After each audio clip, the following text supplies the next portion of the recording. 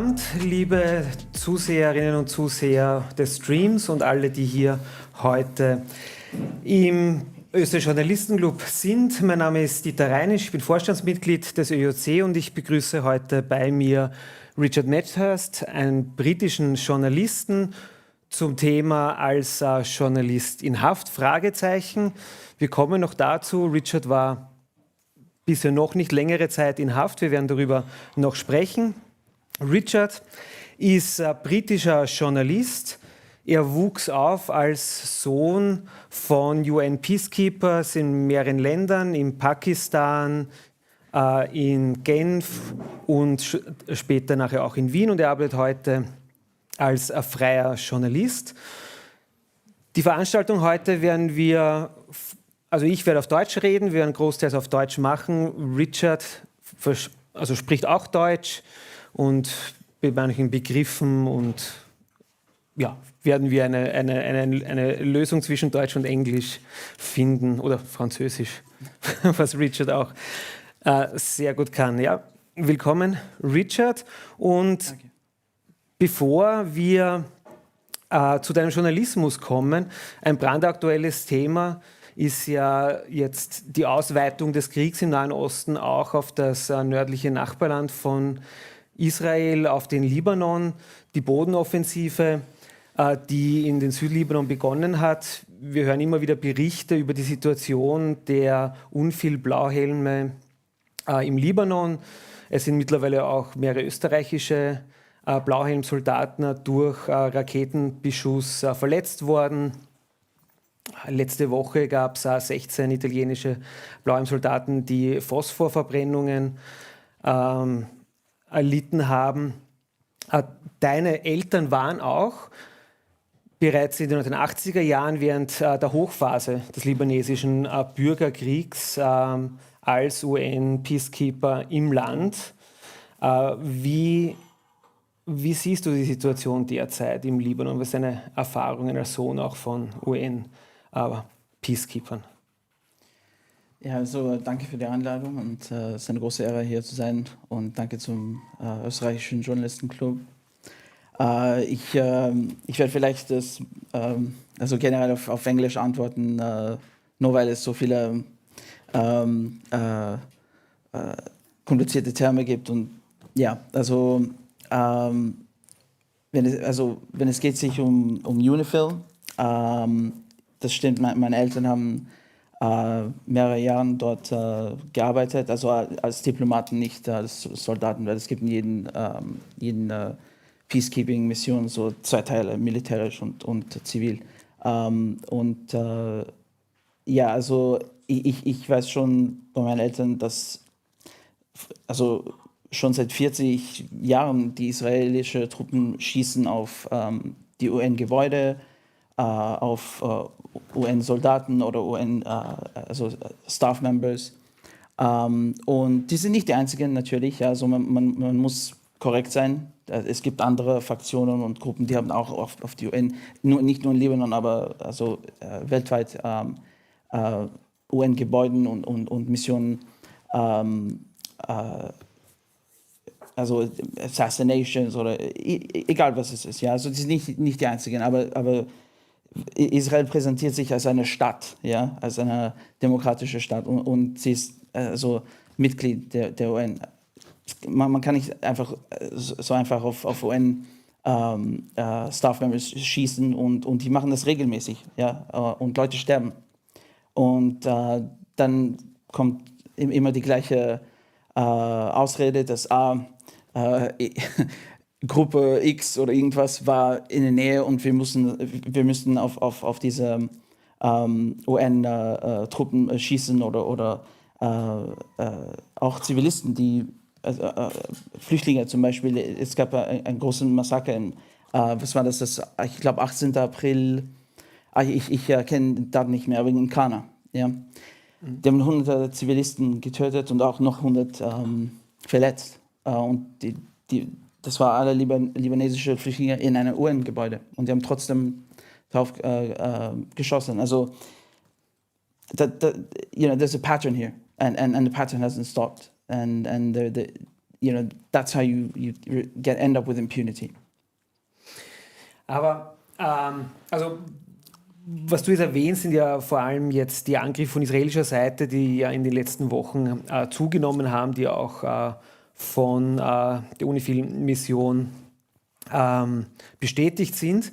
Aber ich stehe dir zu, du bist aufgrund deiner Familie nicht unparteiisch in der Frage. Aber wie siehst du die Rolle der Blauhelm-Soldaten im Libanon? Warum ich frage, ist, weil ja auch unter der libanesischen Bevölkerung, vor allem unter der schiitischen Bevölkerung, sie nicht unumstritten sind. Yeah, it's a difficult question because you can look at the UN peacekeeping missions and say, what have they achieved? It's a good question. It's a very tough question.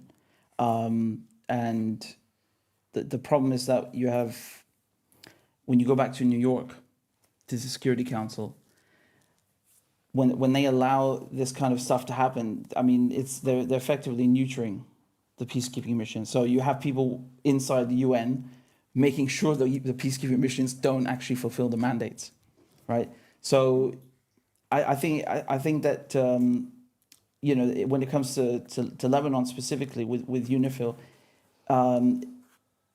the problem is that we should remember why UNIFIL exists. I mean, UNIFIL was created to deal with the Israeli invasion, and they still haven't backed off. We still keep coming back to different invasions, 2006, and now they're trying again.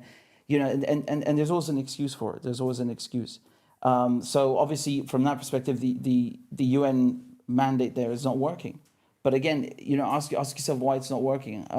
So if you look at what's going on now, they've shot white phosphorus, like you said.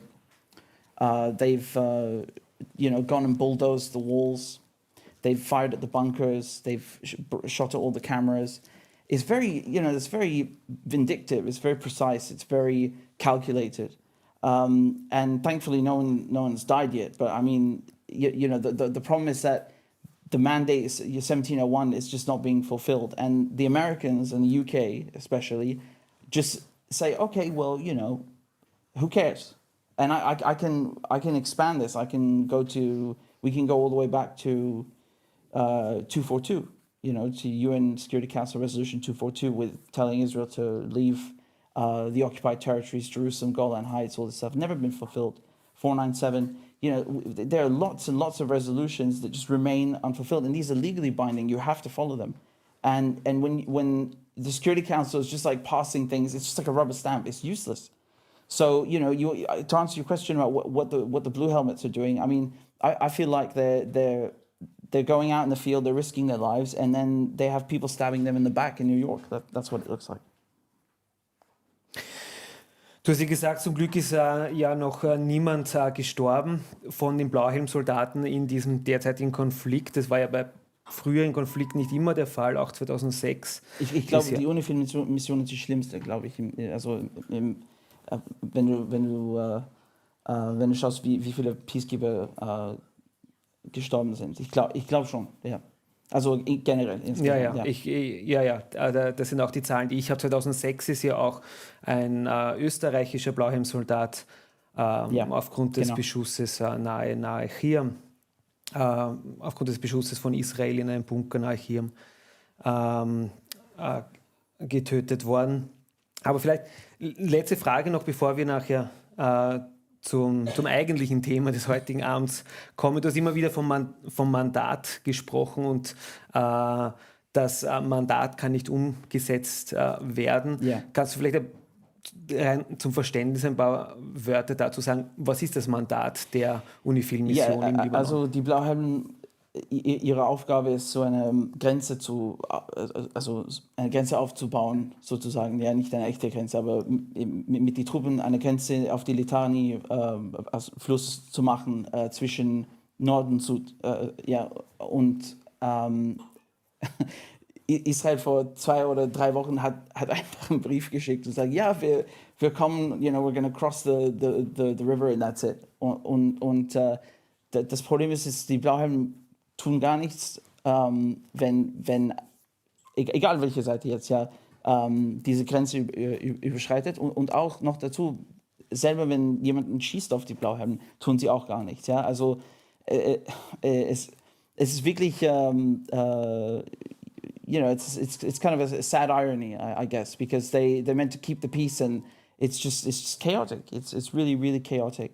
The mandate was put in place and expanded, right? We should remember it's expanded in 2006 by all the Security Council members unanimously. So there's no disagreement here because it wouldn't pass the Security Council. There's no disagreement from the US side even. And you see again this double game being played by the US and the UK where they agree to something in the Security Council and then they just, let it go or I can give you the peace talks, for example, back in May as well as another example where they claim they back peace talks and then it's just a game of cat and mouse. I think they're killing the UN. I think that this kind of behavior is killing the UN. It's turning it like into a League of Nations kind of thing, and at the same time, it's literally killing people on the ground because there's nothing to stop these kinds of acts of impunity. Remember, this is, Israel presents itself as a responsible state, as a UN member, but it doesn't abide by anything the UN says. It just wants to be a member for the sake of being a member. But these mandates are legally binding. You have to follow them, and they're not being applied. And so we come back to another problem is that there's no enforcement mechanism as well. And people made this criticism when you look at, for example, the ICJ, and the ICC, like what is the enforcement mechanism? Although the ICC is a separate thing, but ICJ falls under the purview of the UN. So yeah, it's a question of where's the enforcement mechanism? And why are the countries that approve these mandates then just turning around and violating them? Because remember, the United States approves these mandates in the UN Security Council and then gives the weapons to violate the mandates. So it's a very pertinent question. Eine abschließende Frage kurz noch dazu, weil du gesagt hast, die Blauhelmsoldaten, sie machen nichts, wenn sie beschossen werden. Ja. Sie sollen aber den Frieden aufrechterhalten in der Region, wo sie stationiert sind. Was machen sie eigentlich? Wie soll das gelingen für die Blauhelm-Soldaten? Ja, also normalerweise, die Blauhelmen dürfen also nicht schießen, ja, und sollten alles tun, also wie möglich, auf die Partei, also egal wie viele Parteien es diesen Konflikt gibt, darauf nicht zu schießen, ja. Aber trotzdem, wenn sie angegriffen sind, when they're attacked, it's a question of self-defense. So, sie haben das Recht, trotzdem, an sich selbst to defend themselves, and they're not even taking that. I think it's a question of for them just kind of realizing, well, if we do anything, we're really gonna get killed, like literally killed. So we should kind of just accept like a white phosphorus or whatever it is, the popping smoke. There's lots of harassment. You can go back and watch clips from Syria, from Golan Heights. It's the same in different missions, by the way. It's not just in Lebanon. This harassment's been going on for a long time, and they might like threaten to run someone over, for example, with a tank. It's a lot of different things. I don't know why they don't defend themselves. I think it's just a question of like, we should just not do anything or it's going to get worse. I think that's what it is. Und die Entwicklungen in der Region und der Süden des Libanons, der Libanon als Ganzes ist kein großes Land. Das ist ungefähr vergleichbar mit der Größe ja Niederösterreich und Oberösterreich. Der Südlibanon ist noch viel kleinere Gegend. Und wir haben jetzt eigentlich gesprochen über die Arbeit deiner Eltern und in dem Umfeld, in dem du aufgewachsen bist. Aber die aktuellen Entwicklungen in der Region, im Südlibanon, in Palästina, haben auch dich und durch deine journalistischen Kommentare und Berichterstattung dazu in Probleme gebracht. Wir kommen dazu ein bisschen später, aber vielleicht davor noch. Was hat dich dazu bewogen, Journalist zu werden, Kommentator zu werden? Was führte dich zum Journalismus? Das hat mich einfach genervt, wie die Medien über diese Themen reden und sie Ja, das ist die Antwort. Ja, was hat dich genervt? Ja, also konkret zu werden. die lügen die ganze Zeit. Ich glaube, jeder sieht das, aber also spezifisch, wenn es geht sich um zum Beispiel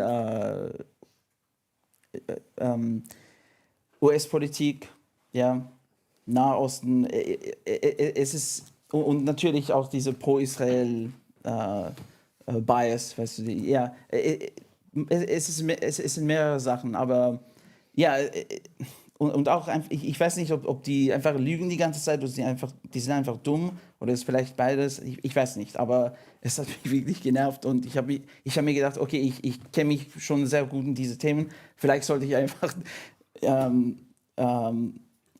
ein paar Videos aufnehmen und es ist halt einfach, ja, it just took off. Also das ist das ist die Wahrheit, ja. Das heißt, dein Beginn deiner Tätigkeit war im Grunde genommen selbstständig,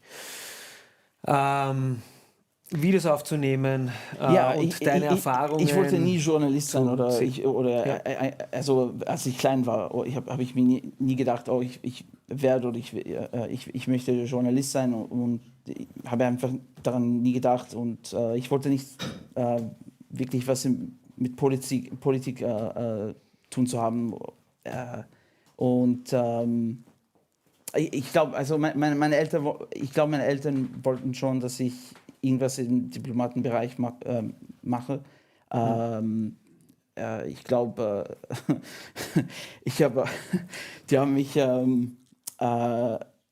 also ich war gezwungen, Französisch zu lernen und mehrere Sprachen zu lernen,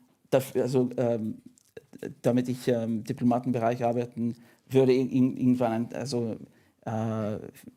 Aber das Problem ist, wir haben, also nicht nur ich, aber auch meine Eltern haben so ein Problem mit der Außenpolitik von Großbritannien. Also im Endeffekt, das war nicht wirklich, das war keine Option und ja, ich wollte nicht also sozusagen ein Teil vom System zu werden.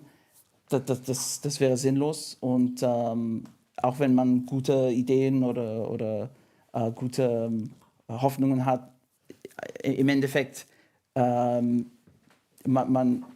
wird Teil dieses Systems und ja, das wäre das eigentlich das Gegenteil von was ich jetzt für Arbeit mache. Also ja, meine Diplomatenchancen in Großbritannien sind vielleicht jetzt momentan nicht so sehr gut, aber ja. Du hast vorher erwähnt, die Unzufriedenheit mit der Berichterstattung über die Entwicklungen in der Region, die dich dazu bewogen haben, dass du selbst diesen Weg einschlägst. Sprichst du hier jetzt konkret von britischen Medien oder also was ich dich fragen will, ist, siehst du einen Unterschied in der Berichterstattung hier in Österreich, wo wir jetzt gerade sind, und in Großbritannien im Zugang? Also nicht wirklich, nein. Ich meine, generell in Europa und Amerika, es ist irgendwie alles das Gleiche. Also je so mehr, wenn es geht sich um Außenpolitik. Kein Unterschied, überhaupt kein Unterschied. Weil ich ja schon und ich sehe, was sie sagen in Deutschland, in Österreich über was jetzt zum Beispiel in Gaza passiert und auch ich höre die Medien Französisch auch zu und es ist alles genau das Gleiche, nur auf Deutsch oder auf Französisch übersetzt. Kein Unterschied. Ja? Also ja, ich rede generell über so westliche oder Western Media, ja. Und was ist dein persönlicher Verständnis oder Zugang zum Journalismus? Wie siehst du deine Rolle als Journalist in deiner Berichterstattung? Ich meine, ich wollte, was ich in die Medien jeden Tag höre und sehe, zu korrigieren. Ja? Und auch einfach, dass es nicht nur eine Vision der Sachen gibt, sondern beide Seiten. Ja? Das ist ja, ich meine, you know, when people talk about like having objective media, I think they think that like one person specifically or one outlet is supposed to be, you know, doing all that heavy lifting. Maybe, yeah, sure, but like when you have a country or you have a system where everything is on one side, well then you can only fix that by showing the other side, right? So that makes the media then be objective in the country, right?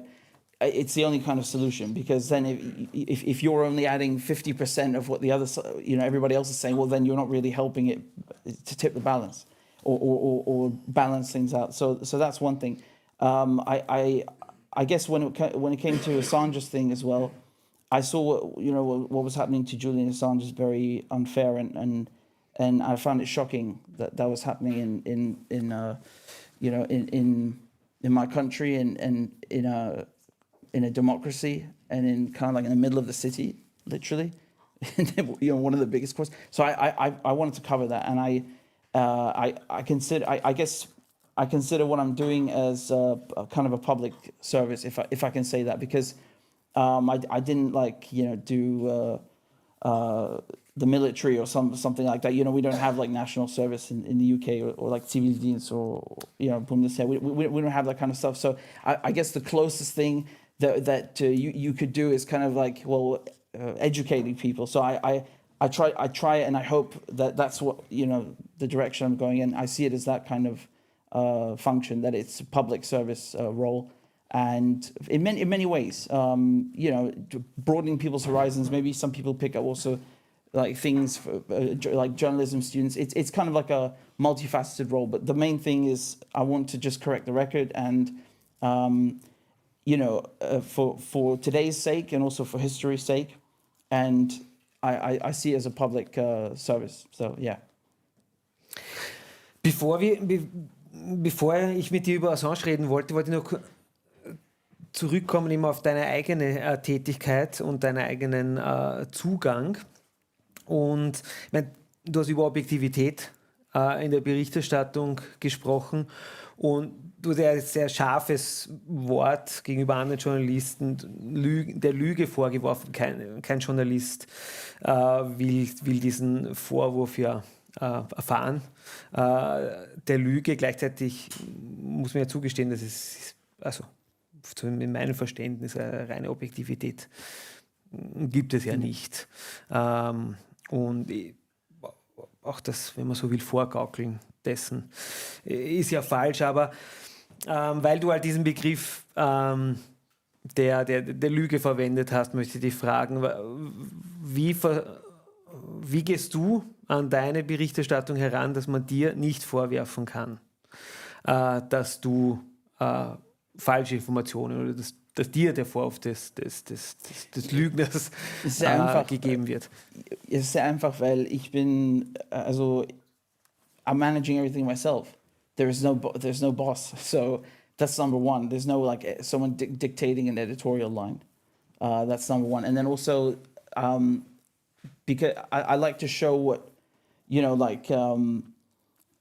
what I for two reasons. Number one, because it's the right thing to do, because you have to show both sides, but also because it's really funny just watching the Secretary of the State Department spokesperson Miller speak, or Kirby or something. And these people are clowns, So I'm going to show everything that they're saying, and I'm going to show everything the other side is saying, and then I'm going to give my opinion. So that's how I kind of structure things, right? So, and I can do that just because it's so easy to do today with,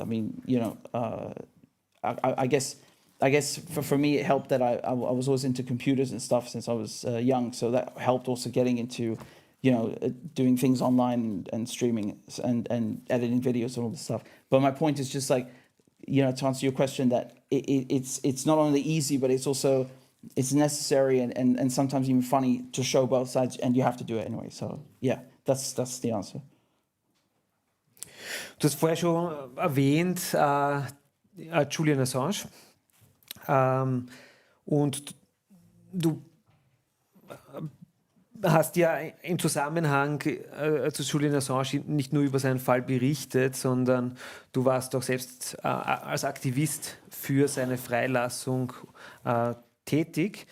Als Aktivist, wie du dich selbst bezeichnest, für Presse- und Meinungsfreiheit, was ein sehr bekannter Proponent ja auch der Julian Assange-Kampagne in Großbritannien. Du hast es kurz schon angeschnitten.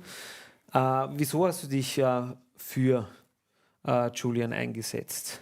Ich weiß nicht, ob ich würde mich also selber als Aktivist bezeichnen oder nennen, aber ich glaube, also wenn du möchtest, dass einfach über seinen Fall zu berichten, kann man vielleicht als Aktivismus interpretieren oder ja, ich weiß nicht. Aber ich bin einfach zu jedem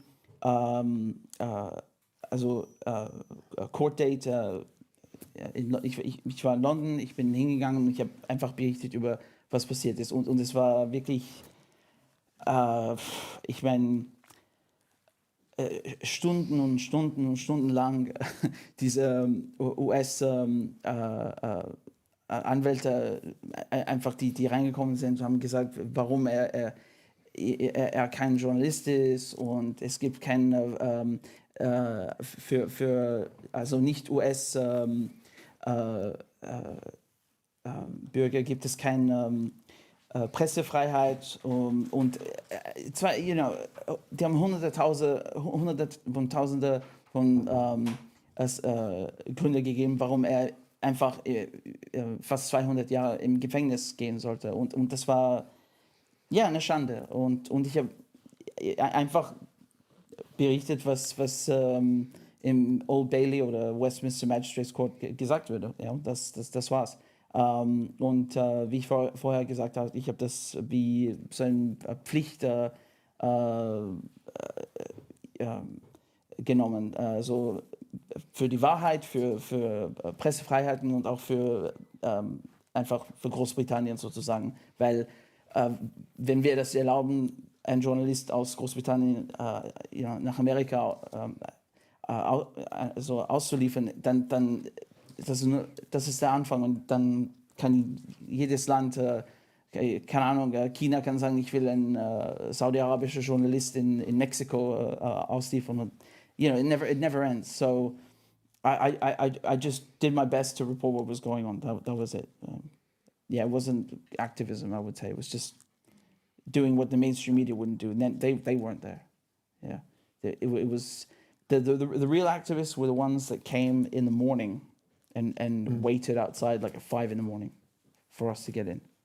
They waited because the court would not let us in, so they would make up all sorts of excuses. So you would have activists coming at 5 a.m. and waiting in line until about 9.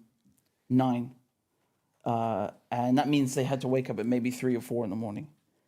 And they were coming all the way there so we could get in the public gallery. So I was instead of going through the front door, I had to go through the public gallery. And not just me, but I forgot the people from Reporters Without Borders.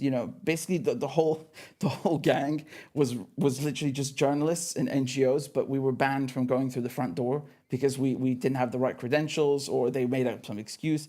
And so we had to go through the back. I mean, and we're literally in the same room, right? So it's like we're sitting up in the gallery, and just down there's no window, there's nothing. It's the same exact room. You've got the journalists, and they've got laptops and everything, but I had to write on a pencil. I mean, it's like I felt like I was in the 18th century back, because the Old Bailey's been there for a long time. So I felt like I was there like 500 years ago, like some old reporter. It was unbelievable. Du hast erwähnt, dass vor allem von der Anklageseite wurde immer wieder das Argument vorgebracht, dass es sich bei Assange nicht um eine Frage der Presse- und Meinungsfreiheit handeln würde.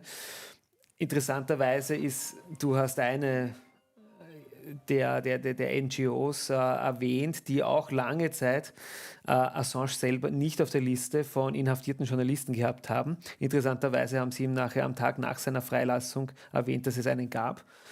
Einen Journalisten in Großbritannien in Haft, aber während er in Haft war, haben sie ihn nicht geführt.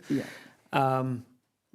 Was war die Debatte? Kannst du die kurz zusammenfassen? Was im Gericht die Debatte zur Frage von Assange und der Frage, ist er Journalist oder nicht? Und in dem Zusammenhang ja auch die Frage, weil auch du ja nicht, wenn man so will, im klassischen Medienbereich arbeitest, sondern du arbeitest ja sehr viel selbstständig mit Videos über unabhängige Einnahmequellen wie Patreon und derartige Sachen.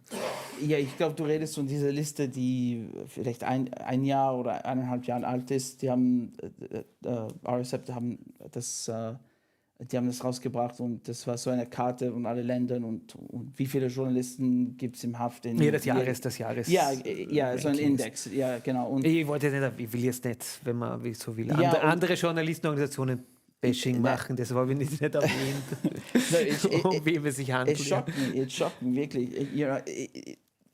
It just said 0 in the UK. I was like, are you joking? I saw the guy he's in a glass box. What do you mean there's no one in there?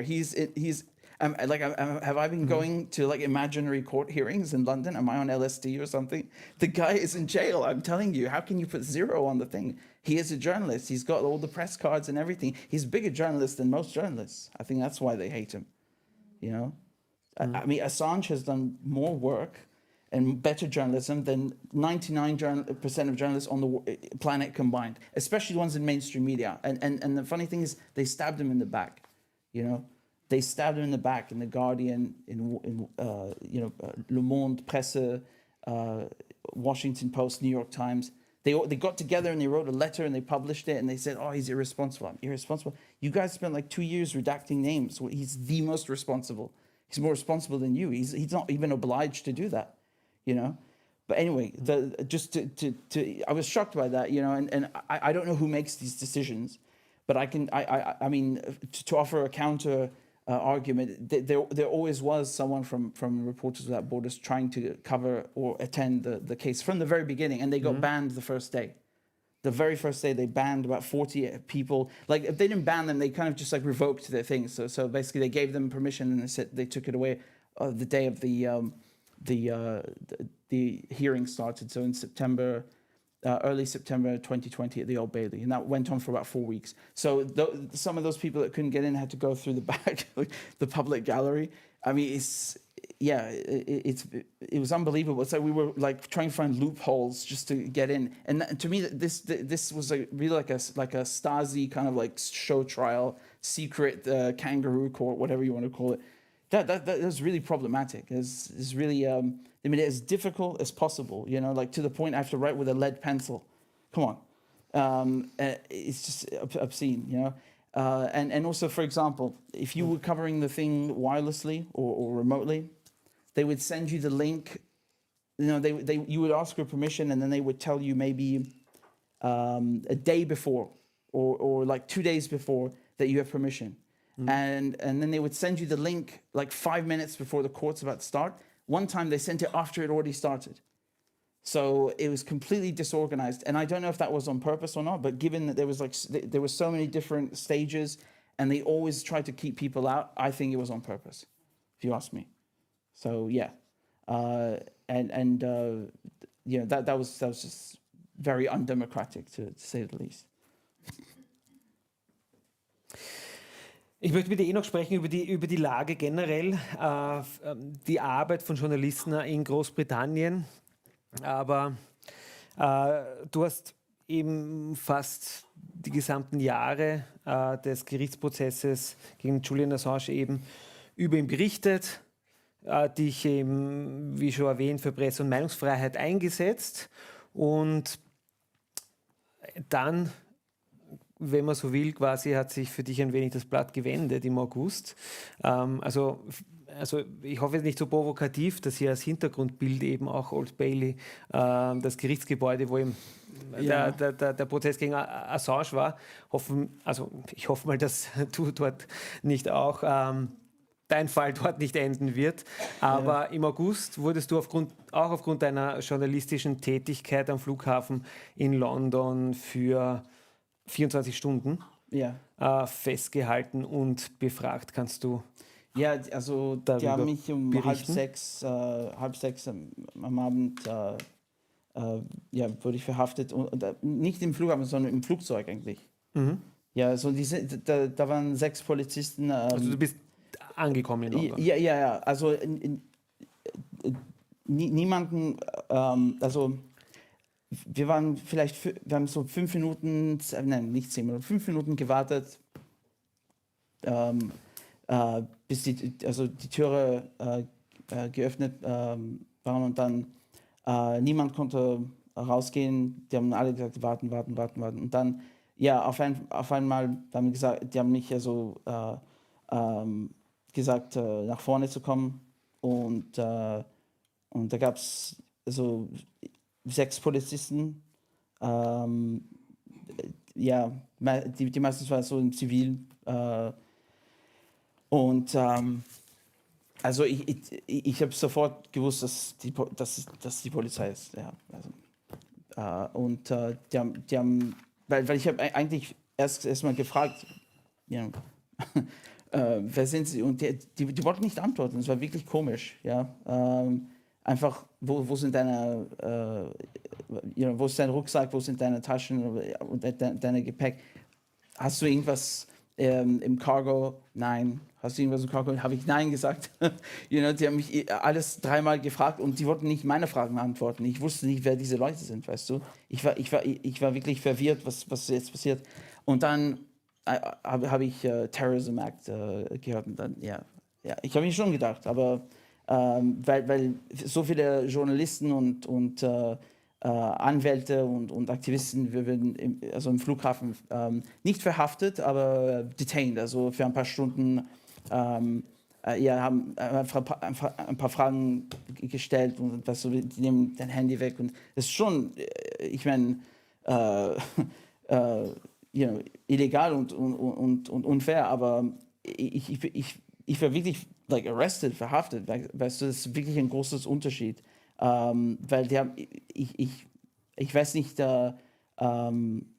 ich kann kein anderes Beispiel jetzt dran denken, aber ich bin der erste Journalist, der unter diese Section 12 in England verhaftet wurde und es ist nicht wie Schedule 7. Normalerweise sind alle Leute unter Schedule 7 im Flughafen so detained und das ist, du musst sofort dein Handy oder dein Laptop zu der Polizei geben, alle Passwörter und auch alle Fragen antworten und du darfst keinen Anwalt haben für, ich glaube, 1 Stunde. Vorher war das die ganze Zeit, darfst du keinen Anwalt haben, aber jetzt schon nach 1 Stunde, glaube ich. Und also was komisch war, ist, dass die haben mich die sind 2 Polizisten sind reingekommen, die haben meine Taschen genommen, dann sind wir so auf die Seite begleitet und die haben mich im Flugzeug. Also 2 sind rein im Flugzeug gekommen, haben mich rausgenommen, dann wir sind so auf die Seite irgendwo im Flughafen gegangen. They put me in handcuffs und haben in meine Taschen gesucht, überall Handy weggenommen und dann die haben mich draußen, wo die Flugzeuge sind, genommen in so einen kleinen Paddywagon und das war für eine Person eigentlich. Und die haben mich so zu einer zu einer Police Station genommen und das war ich habe wirklich nicht verstanden für mehrere Stunden, dass ich verhaftet bin. Und die wollten meine Fragen nicht antworten. I asked them like, what is Section 12? Wouldn't answer. They just like kept repeating this line about, something with prescribed organizations. I asked them, well, what organizations? And they would always deflect. This is how they do it. They always deflect. So they would say, well, we're just the arresting officers. You'll find out soon. We'll question you soon. The questioning officers will tell you more. I even tried to ask them for water and things like that. And it was just like, yeah, sure, we'll get you water. And then, 20 minutes later, can I have some water, please? Yeah, of course. And this went on for like hours, you know? And then they booked me, took all my stuff, even the shoelaces, everything, and they put me in a cell. And the cell is, I think it's, I've been calling it a cell. I think we should call it a dungeon. I really think it's a dungeon, honestly. I mean, there's barely any light in there, and you're being filmed the whole time. You're being recorded the whole time. There's no toilet paper. The bed is like, you see how this goes up from the floor? That's the bed. It's not a bed. It's just like concrete that goes up. And then you have like some paper thin mattress. It's freezing cold. And there's like a toilet, and the toilet is open. It stinks. No toilet paper, and every 45 minutes, every hour, someone comes with looks in and just closes it. They wouldn't let me call anyone. Incomunicado. Not allowed. Because they thought like I'm going to detonate a bomb or something from the police station if I call. So it's crazy. Like I said, I want to tell someone that I'm here. No one in the world knows that I'm in the police station arrested. But because it's terrorism act, they don't let you use the phone for some reason. I mean, it's like your rights are gone.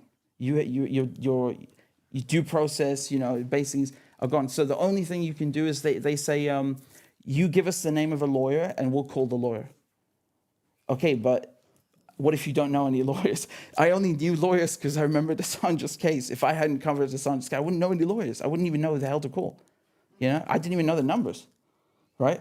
So you're trusting the people who won't even give you a glass of water for several hours. They did give me some eventually, right? But you're trusting these people who have locked you in a dungeon to call a lawyer for you and play nice. And honestly, I really didn't know if they were going to call one. Because if they're taking away all your rights and saying you're a terrorist, I mean, you should be worried, I guess, So I was really wondering if they're going to call one at all. And then they kept me, so from 6:30 p.m. to, I was questioned the next day at 2 p.m. So how many hours is that? That's 20. Yeah, 20. roughly 18, 20 hours. Yeah. So that entire time, I didn't know why I was in the police station. Zu Verständnis, also du wurdest aus dem Flugzeug gebracht. Genau, ja. Und dir wurde gesagt, du bist verhaftet unter Section 12. Ja. Also du wusstest aber nicht, dass Section 12 Antiterrorismusgesetzgebung ist. Nein, also die haben schon Terrorism Act gesagt, also aber ich hatte keine Idee, was es bedeutet und was es ist. Ja. Keine Ahnung. Und die wollten das nicht erklären und haben gesagt, ja, wir sind bald in der Station, ja, wir sind bald fertig, ja, whatever, Weil ich habe wirklich gedacht, okay, jetzt wird jemand kommen und mich ein paar Fragen stellen und dann bin ich fertig. Nein, überhaupt nicht. Ich habe die ganze Nacht dort gebracht und wie gesagt, also von 5:30 am Abend bis 14 Uhr am nächsten Tag, ich war mir wirklich nicht sicher, warum ich dort war. Und das ist, when they arrested me, they were reading me from a piece of paper and saying, you have the right to tell someone why you're here, and you have the right to know why you've been arrested. Apparently not. And I told them, I'm not trying to be funny, but you just told me I can't call anyone, and you won't tell me why I'm here. So, I had to tell them, I'm really trying not to be funny, but like you just told me that I can't do that. and you won't tell me why. So why are you telling me I have these rights if I don't have them? And then one of the police is behind me because it's like 6 of them plus the 7. It's like I'm feeling like ganged up upon, you know. One of them in the back is like, well, you know, your rights can be waived. It's not an absolute right. You know, well, I didn't say I'm the king of France. You know, like you're the one telling me I have the right. I didn't come up with it. And you know, what's funny is that I think. Well, I'm not gonna say it now because I don't know if I can legally. But anyway, I just this whole thing to me is just looked really.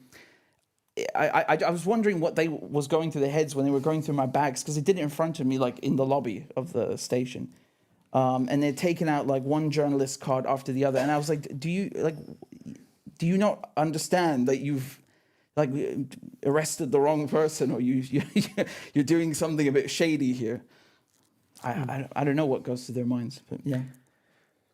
Und also über die genauen Details nachher deiner Verhaftung und der Gründe dafür können wir jetzt aus rechtlichen Gründen, weil der Fall ja noch läuft, nicht sprechen. Aber wann hast du noch erfahren, um was es geht und dass es eigentlich um Aspekte deiner journalistischen Arbeit und konkrete Berichte geht? Wann hast du das erfahren nachher? Ja, also während am nächsten Tag, das war so 14 Uhr, die haben mich für fast 2 Stunden Fragen gestellt. Und also die Anwälte hatten schon eine Idee, dass worum es sich geht, obwohl wir waren trotzdem nicht sicher. Aber ja, während das Questioning dann war das sehr klar. So alles über meine journalistische Tätigkeiten und meine Arbeit, so spezifisch über Palästina. Ja. Und dann um 14 Uhr am darauffolgenden Tag hast du eben die Polizeistation und eben die Zelle verlassen können. Du bist jetzt, kann man ja sagen, du bist jetzt auch eben auf Bewährung, dein Fall läuft noch. Du hast, wie man ja sieht, dadurch, dass du in Wien bist, auch deinen Reisepass bekommen, was ja auch nicht in diesem Fall nicht notwendigerweise immer klar ist, dass man den ausgehändigt bekommt. Den hast du ausgehändigt bekommen und was ist jetzt der Status? Was ist jetzt deine Situation? Ja, also ich glaube nur, ich war bis, ich glaube 5 Uhr eigentlich, also 17 Uhr am 16. August, ja, in die Polizeistation. Aber ja, also jetzt, ich bin noch nicht mehr unter investigation, also there are no like official charges, but they can charge me anytime basically. So any moment. And I was supposed to go back on the 15th of this month. They just told me today that the bail is officially extended, so in February. So I have to go back in February. So I have to surrender. I have to go back to Heathrow. I have to surrender myself to the police station and see what they say. So they might drop the investigation, they might charge me, or they might say, we're going to extend it another 3 months. So, die können das jede 3 Monate wieder verlängern. Und das ist sehr problematisch, weil wenn du dieses Gesetz liest, it's very abstract, it's very broad. So basically for a journalist, it's like, you can't work. Because if I say the wrong thing, if I say something even completely neutral, they can just misinterpret it on purpose if they want, and say, you're doing this and that, and that's you're encouraging terrorism, so we're going to charge you. So it's a big decision for them because they, like I said, I'm the first journalist to be arrested under this provision, and this provision specifically it's very calculated, because it criminalizes opinions. It says the word opinion in there, so you're not allowed to have certain opinions because the state might view them as problematic or politically problematic. So Journalists obviously are not only meant to report. You also comment. You give opinion as well. That's part of being a journalist. So the point is basically that they've kind of crippled my reporting because I don't know what I can and cannot say 100%. It's not clear.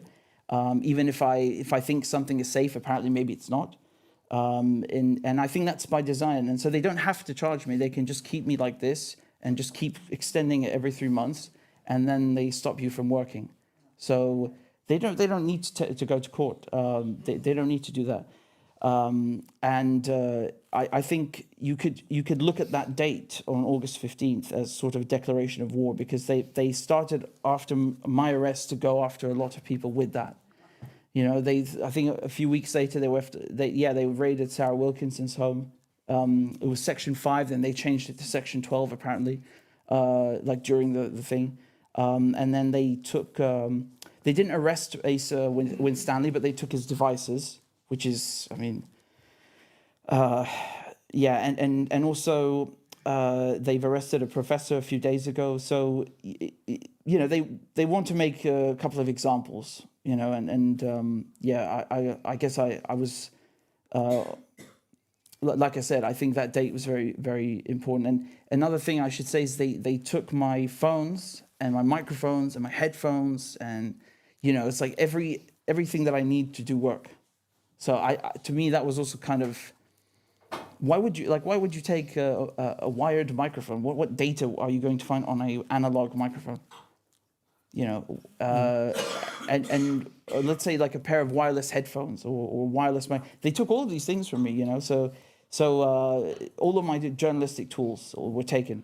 They gave some of them back. I don't know where they're somewhere, but they returned some of them, and it's like the point is they still took them from me when they arrested me, and I thought that was quite deliberate, and kind of sending a message as well. We don't even want you to be able to record an interview, for example. I guess why else are you taking my microphones? What do you need them for? And even the phones, I think that's also, it's not okay for them to take the phones. Those are also work tools. Those are privileged. Just like you don't take medical records from a doctor, you don't take a phone from a journalist. It's privileged,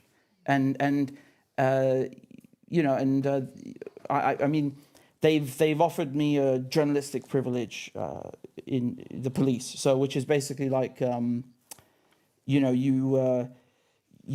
It's ridiculous because you basically unlock the phone for them, and then, as I understood it, you're supposed to point them to all of the things on the phone that are sensitive, and then, an independent policeman or a special counsel is appointed to kind of verify that, and they exclude it from the prosecution. But the problem with that is that you have to trust the police are really independent and they're going to do that, and you have to trust that they don't give it to the intelligence agencies. And I'm very sorry, but I can't put people's lives at risk or sources at risk, on a bet. Like I said, these are journalistic tools. They're privileged. I can't, and I think it's abhorrent that they take the phones. And it's nothing to do with the case, because if you're saying we don't like what you're saying in public, allegedly, well, what does that have to do with my fridge or my phone or my car, or, it's irrelevant. So. Du hast gesagt, dass es quasi ein bisschen, wie du berichtest, was du sagst, wird beobachtet, ein bisschen wie ein Damoklesschwert für dich jetzt in der aktuellen Situation, aber du berichtest ja weiter, du kommentierst weiter die Lage, vor allem im Nahen Osten, auf unterschiedlichen Kanälen. Wie beeinträchtigt die Situation jetzt deine Arbeit? Wie gehst du damit um? Oder hat sich was verändert für dich, wie du berichtest? Ich meine, die ersten paar Wochen oder Monaten, ich war eigentlich sehr beschäftigt mit also verschiedene Projekte und Interviews und ich hab sowieso nicht so viel gearbeitet, aber das war eben wegen die Verhaftung. Ja, also es hat mich sowieso es hat meine Arbeit sowieso unterbrochen. Ja? Also it's still linked. Ja? Und jetzt generell, ja, wie gesagt, das Gesetz ist so unklar und formuliert in einer Art, dass es so absichtlich eine Meinung oder ja, also wenn es um einen Journalist handelt, ein Bericht als Terrorismus bezeichnet werden kann. Und das, ich meine, wie kann man arbeiten? Ja, es ist, meine Arbeit ist zu berichten und zu reden. Und wenn das Gesetz sagt, dass das kann als Terrorismus interpretiert werden und wenn ich würde im Flugzeug verhaftet, ja, es ist nicht klar, was ich machen kann. Ja, und ich glaube eigentlich, das ist der Ziel. Die wollen dass man unsicher bleibt und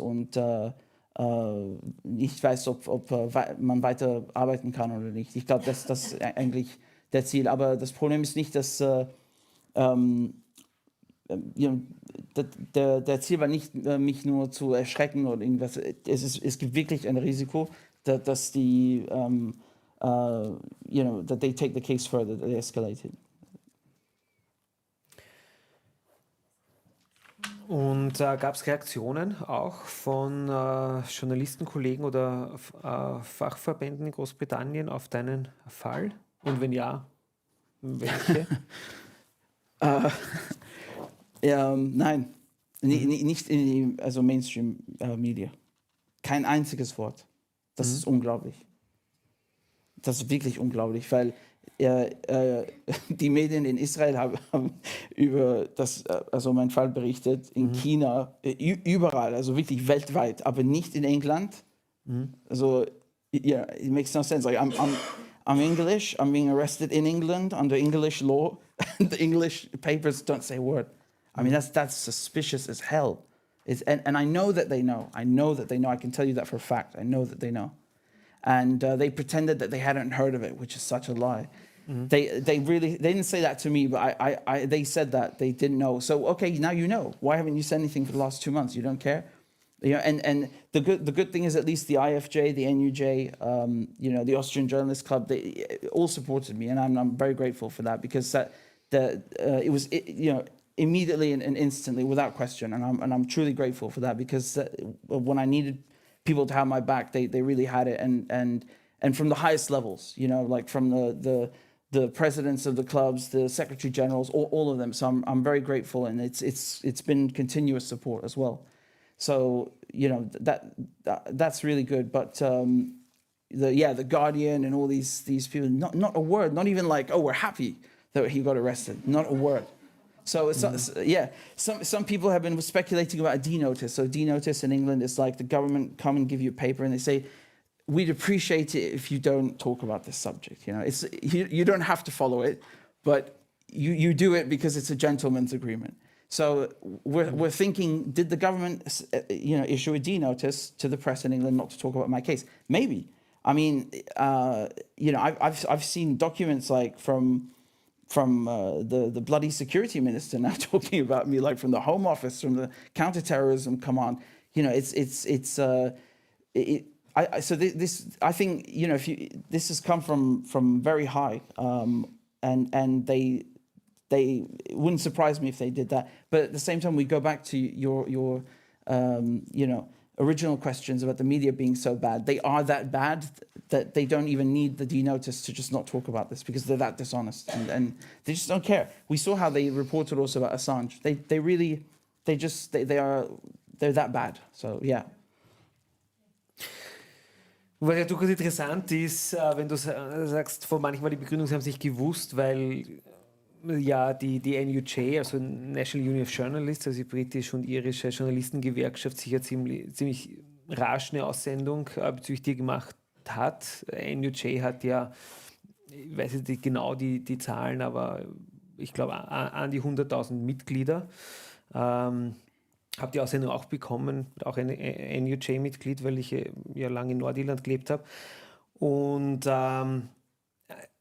Das führt mich zu meiner letzten Frage, also gerade bezüglich den Aussendungen, die Berichten der National University Journalist. Man merkt eine gewisse Zunahme auch von Repression gegen Journalisten in Großbritannien, vor allem auch im Zusammenhang, vor deinem Fall, im Zusammenhang mit Fotografen, die berichtet haben über die Aktionen von Just Stop Oil, der Gruppe. Wie würdest du generell die Lage des Journalismus und in Großbritannien, also im Zusammenhang mit Einschränkungen, Repressalien, Frage Meinungs- und Pressefreiheit in Großbritannien einschätzen? Ja, es ist sehr schlecht. Es ist eine Schande. Und ich meine, ich habe das Gefühl, dass im Westen wir beginnen in so einer Phase Dark Ages Teil 2. Weißt du, es ist wirklich das Gegenteil von alles, was mit Intellektualismus zu tun hat, mit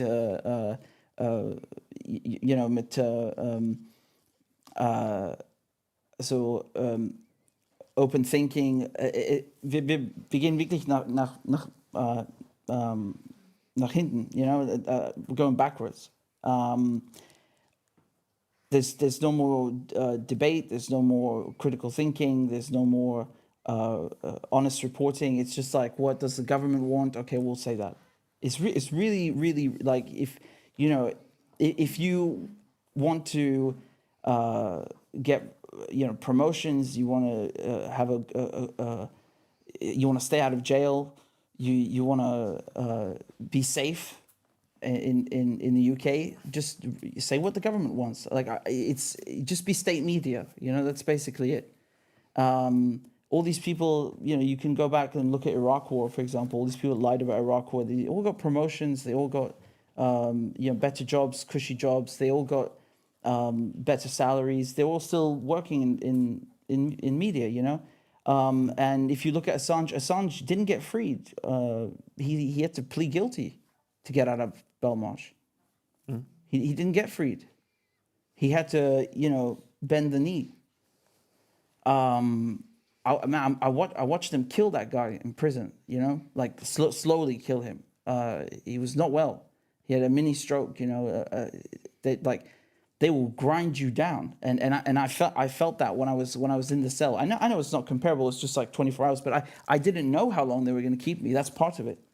They wouldn't tell me. And with Terrorism Act, they can extend it to 100 hours. They can do it for weeks. They can keep you 28 days in there if they want, no charge. So they can suspend the whole legal system, like these democratic rights in the air. So, it goes down to your personal liberties, never mind like how, the journalistic field is doing.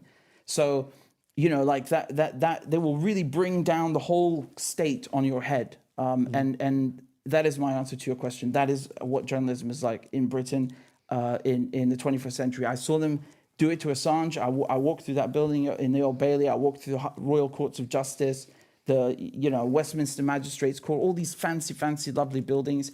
But it's like rotten, the way that they're applying the law. They're not even applying the law. They're applying American law, actually, really.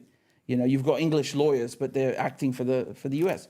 So, and running the show. So, and when it came to me, I felt like, I'm speaking figuratively now. I don't actually know if that's the case, but I also felt just like the US was kind of running the court case for Assange. Israel was running the thing in my case, like that's how it felt to me. I felt like if there wasn't that kind of these foreign interests at play, I wouldn't have been arrested, So we don't have an independent judiciary. We don't have a free press, and that's really, really worrying. If you believe in those things, you should definitely be worried. And I think the UK is really like is not a safe place for journalists at all. It's one of the unsafest places for journalists in the world. Bei diesem Punkt möchte ich mich verabschieden von allen Zuseherinnen und Zusehern, weil die eine Stunde ist vorbei über unseren Livestream. Es sind auch im Livestream jetzt mehrere Kommentare, die sich bedanken bei dir und schockiert sind, also dass du heute gekommen bist und deine Erfahrungen geschildert hast und schockiert sind. Im Chat sind keine Fragen und ich würde vorschlagen, dass, falls es Kommentare oder Fragen jetzt hier aus dem Publikum gibt, dass wir nun also ich sehe schon einige Hände in die Höhe. Ja, wie gesagt, im Chat gibt es keine Fragen und kritische Kommentare nur zu mir.